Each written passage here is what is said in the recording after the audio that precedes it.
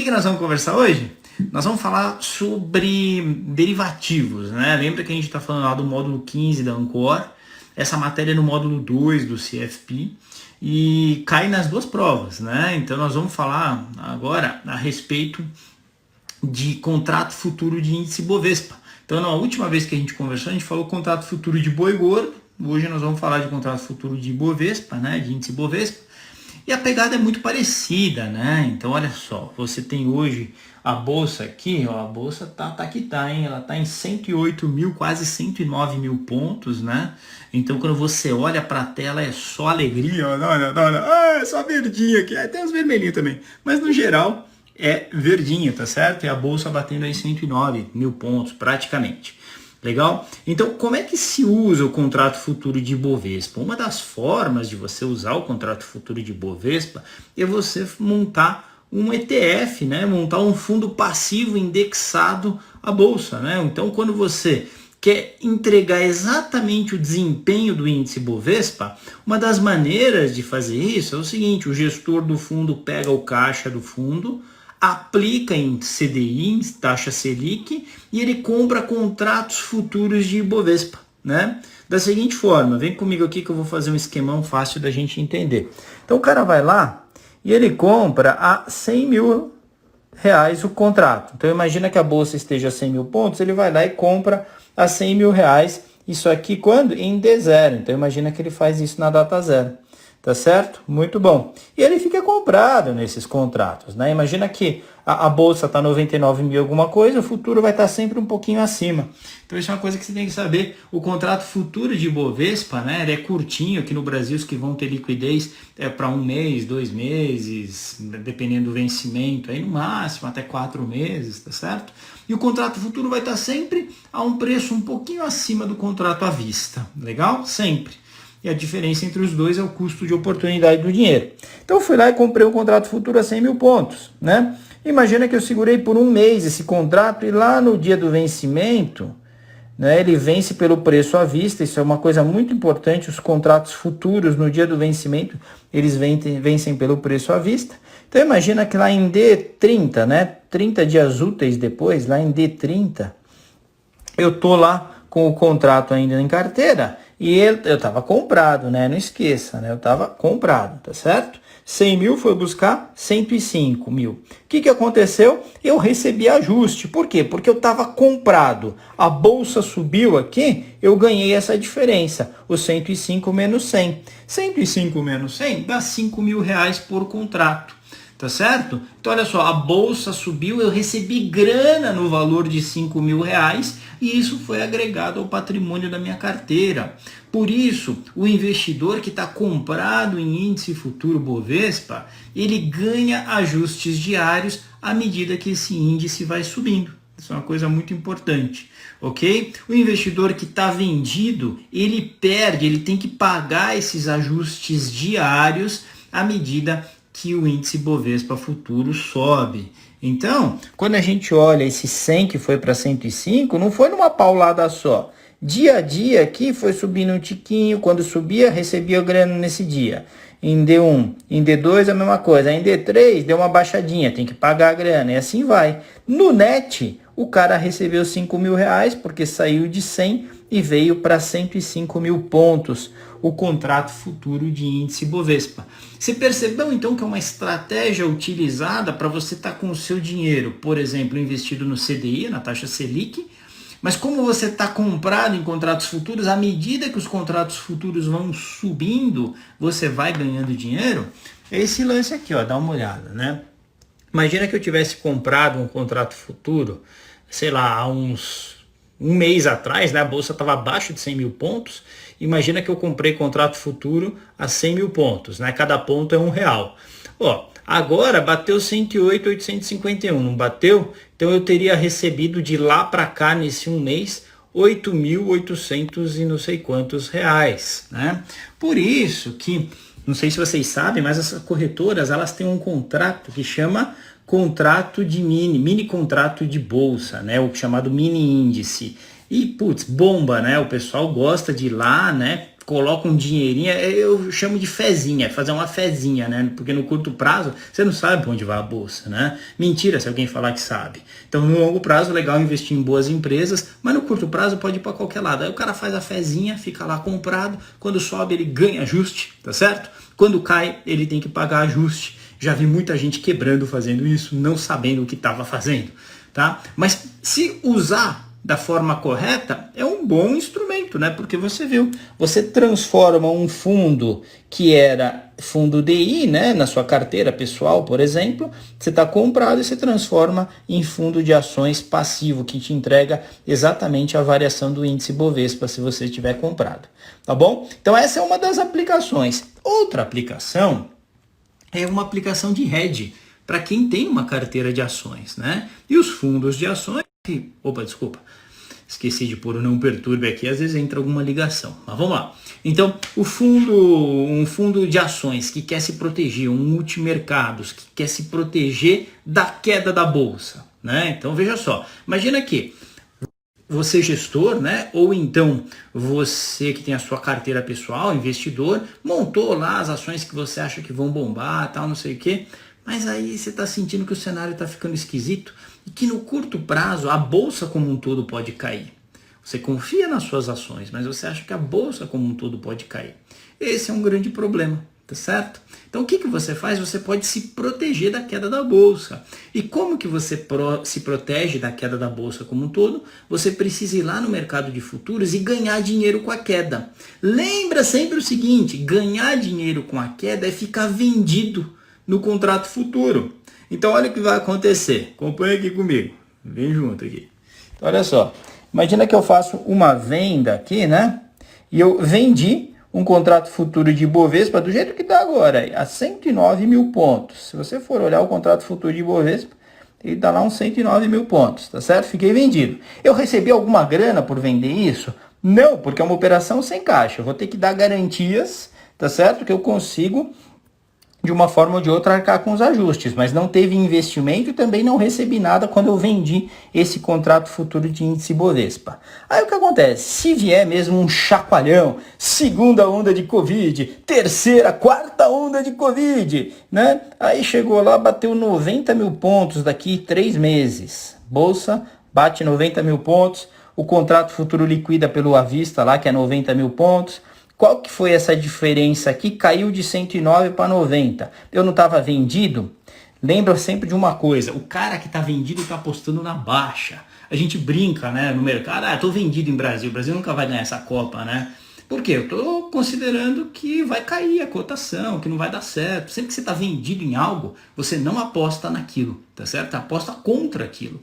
E é o que está acontecendo aqui, né? Imagina que o cidadão não estava acreditando na bolsa, ficou vendido a 109 mil pontos, ela buscou 90 mil. O que vai acontecer? Ele vai ganhar essa diferença aqui, ó, tá vendo? Ele vai ganhar, então, 19 mil reais, que foram pagos dia a dia, à medida que a bolsa ia caindo. Então essa grana entra para a carteira dele. Aí imagina você, ele tinha uma carteira de ações que também foi perdendo valor, mas olha que interessante, a carteira dele foi perdendo valor, só que ele foi ganhando valor de ajuste porque a bolsa estava caindo e ele estava vendido em contrato futuro de índice. Então uma coisa meio que compensa a outra. Compensa bem legal se a carteira dele tinha beta igual a 1, porque aí o que a carteira caiu, a bolsa caiu também, uma coisa compensou a outra. Se a carteira dele tinha beta igual a 2, lembra? Beta mostra quanto do risco do mercado vai para a sua carteira.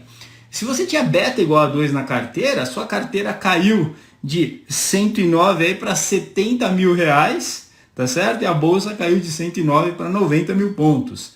Então você perdeu mais na sua carteira do que você ganhou ao estar vendido no contrato futuro.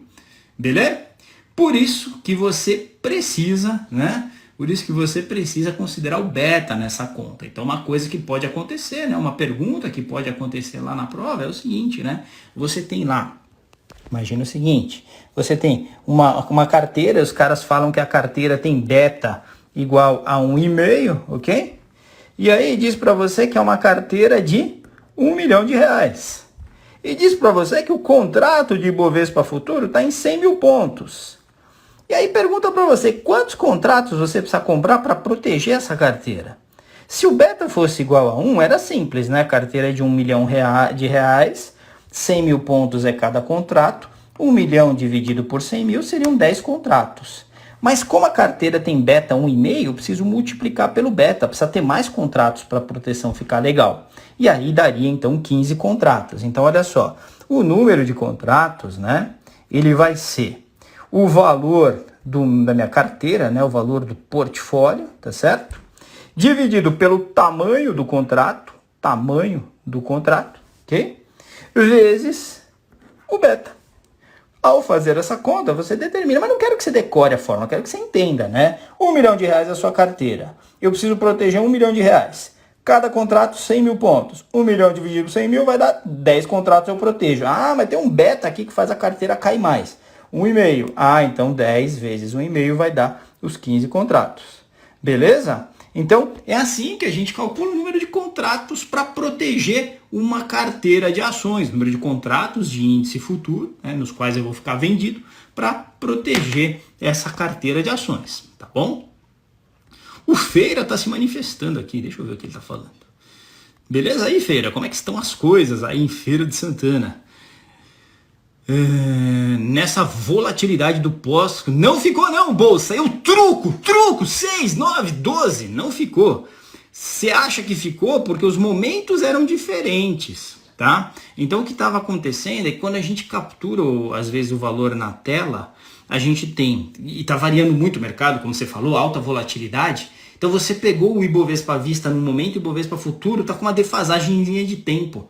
Então parece que ficou, mas não ficou porque se ficar dá arbitragem, sabe o que o cara faz? O cara compra, imagina que o à vista fique mais caro que o futuro.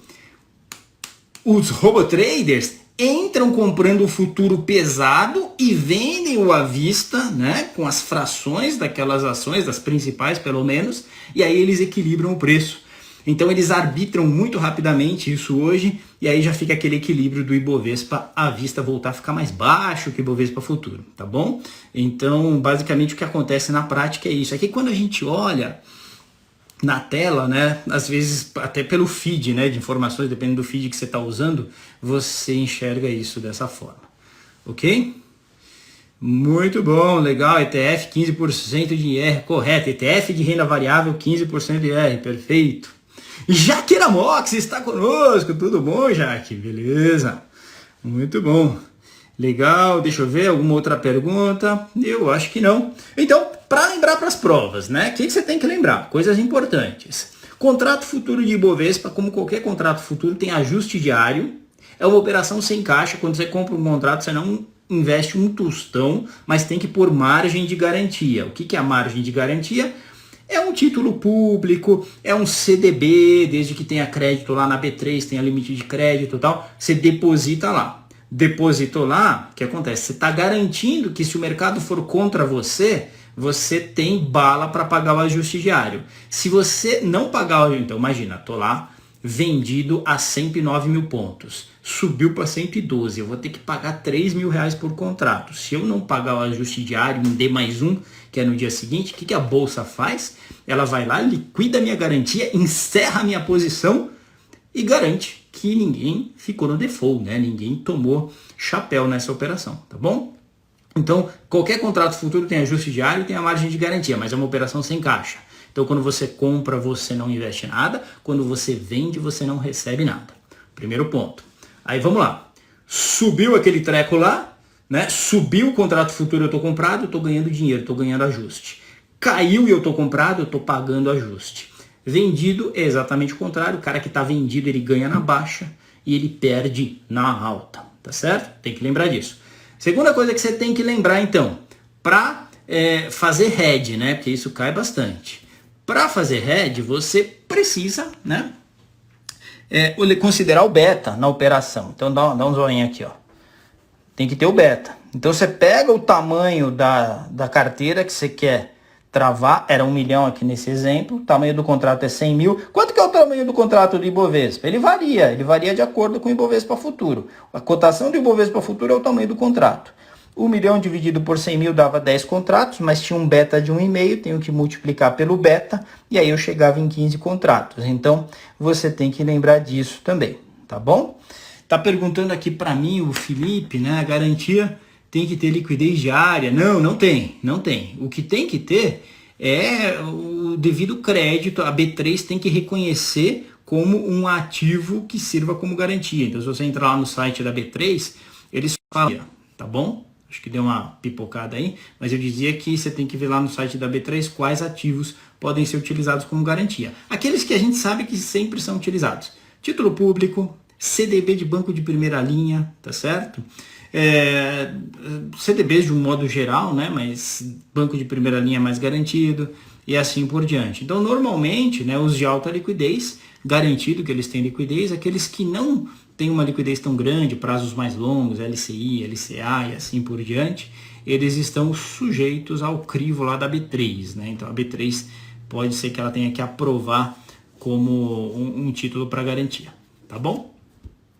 Legal, gente, valeu, um grande abraço para vocês, aproveitem essa quarta-feira, terça-feira, né? Aproveitando para lembrar vocês, né, que nós estamos na Black November, então entra lá no nosso site, tem cursos muito legais, a gente vai para a segunda versão do curso Asset Allocation, que foi um grande sucesso, Valuation e Análise Fundamentalista, né? Então aí eu analiso como avaliar ações, escolher uma carteira de ações rentável, tá certo? E assim, eu mostro para vocês que ao longo dos anos, tem backtest, tem tudo, a gente mostra que realmente são carteiras vencedoras, tá certo? Então, aparece lá, tem vários cursos lá que você pode fazer e tudo pela metade do preço, só até o dia 30 agora, beleza? Grande abraço, obrigado aí pelo prestígio, até mais. Tchau, tchau.